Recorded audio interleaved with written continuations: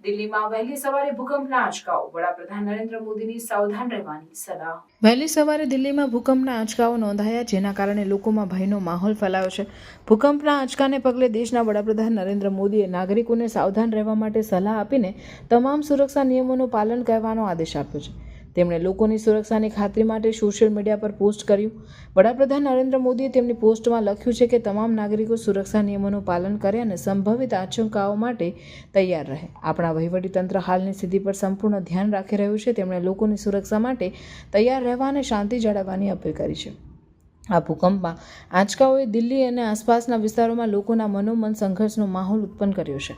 ભૂકંપના કારણે લોકો પોતાના ઘરો અને ઓફિસથી બહાર નીકળી ગયા અને ખુલ્લા માંદડા પર સલામત સ્થળો શોધવા લાગ્યા.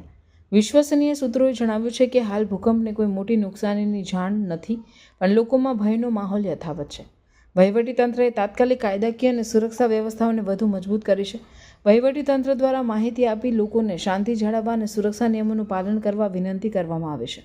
સાથે જ બધા નાગરિકોને તાત્કાલિક મદદ માટે હેલ્પલાઇન નંબરો અને જરૂરી સૂચનાઓ અપાઈ છે. દિલ્હીમાં ભૂકંપના આંચકાઓના પગલે વડાપ્રધાન નરેન્દ્ર મોદીએ નાગરિકોને સાવધાન રહેવા, સુરક્ષા નિયમોનું પાલન કરવા અને સંભવિત આંચકાઓ માટે તૈયાર રહેવા માટેનો સંદેશ આપ્યો છે.